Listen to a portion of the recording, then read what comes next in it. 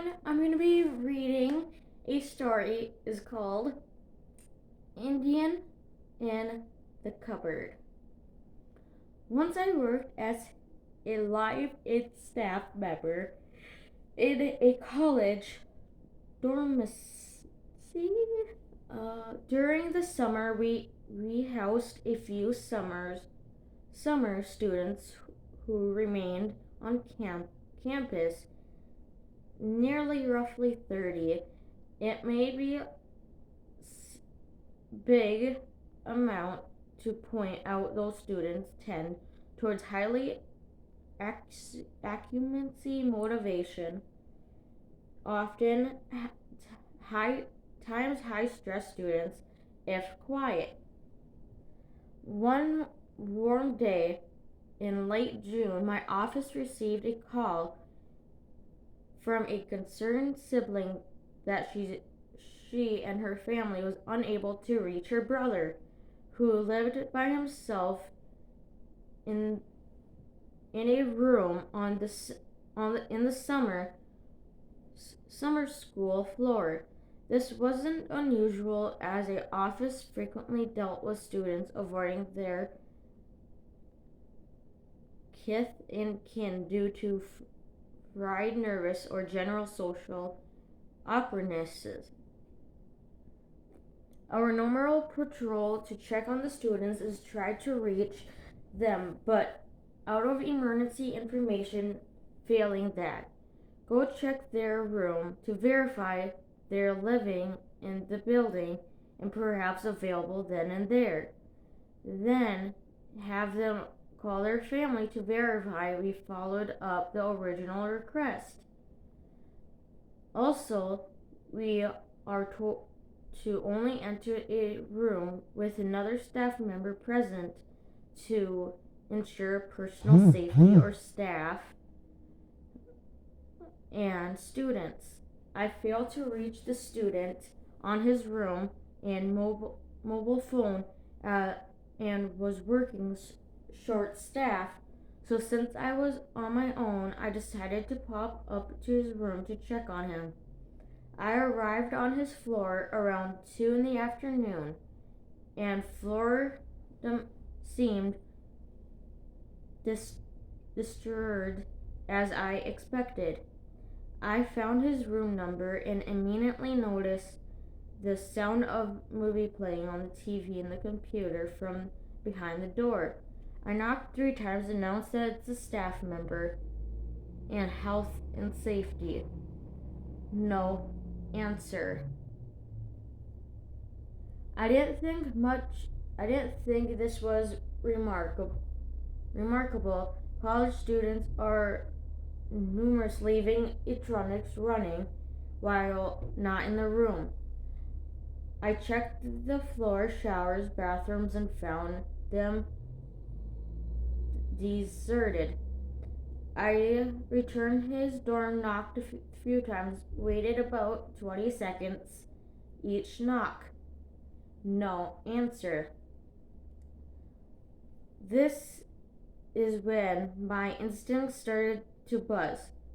I worked in resident halls a number of years as a professional, and something about all the pieces and puzzles were adding up. Family concerned about his health and safety. Electronics running.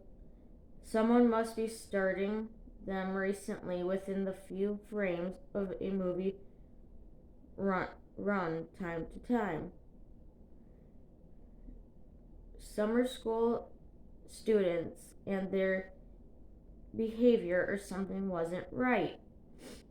I was by myself, so I was probably let myself get more worked up if I was with somebody else.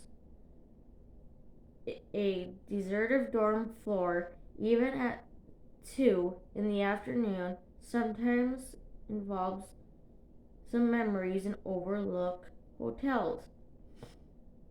I decided for some sense of closure or sanity, I needed the immediate resolution of key into the student's room even though I was by myself and not technically supposed to.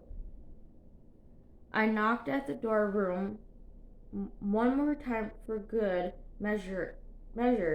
Again, announced myself in the hall director. I keyed into the room. My spider sense went off. Even more strange.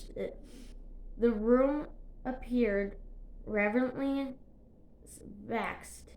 The student appeared to living out of a suitcase, which is unusual for someone who's staying no less than 8 weeks for the summer school session. The bedding was tousled like someone had been sleeping in it, and all lights were on.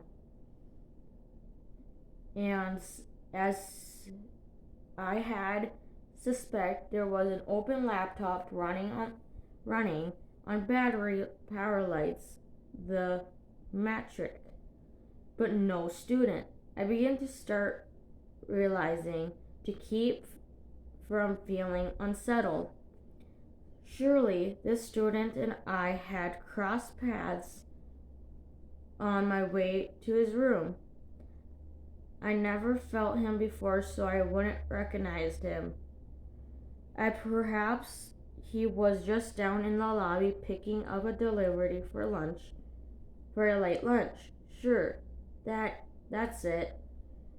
And I turned to leave, planning on trying to reach the student later.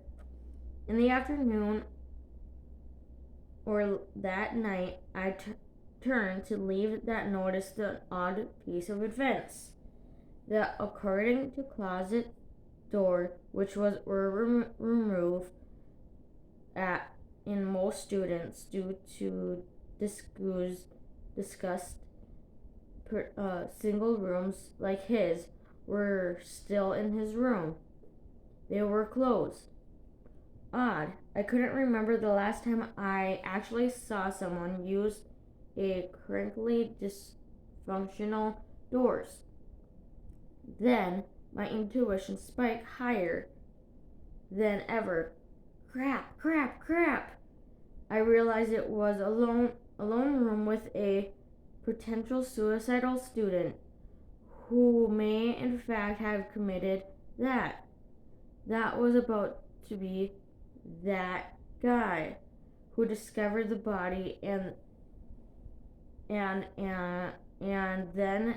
his beep storm of paper and distributable task, not the least of which could be calling family members back to break the news.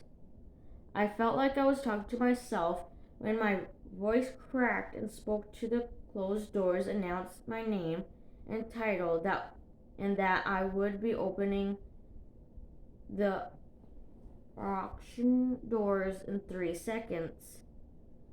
I flumbered with the launch doors and finally managed to get them, and as I slid the doors apart, I was unprepared.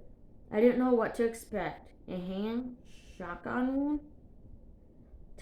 I'll tell I didn't expect a 7 dark-skinned Indian man staring at me embarrassedly though I had found his secret hung out. We stared at each other for a good 15 seconds without blinking, breathing, or speaking. I finally realized what was going on, and my emotion believed.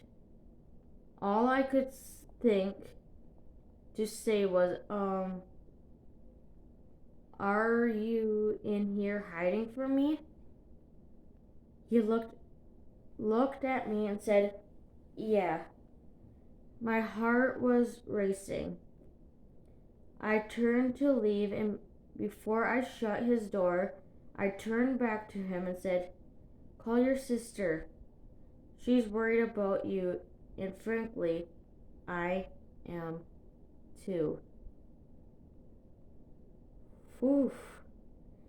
This one was by Pressured Chef. And let me know in the comments below on what your guys' thoughts and whatnot. And I got all my social media in the link description below if you want to go follow those. And I will see you later. Bye.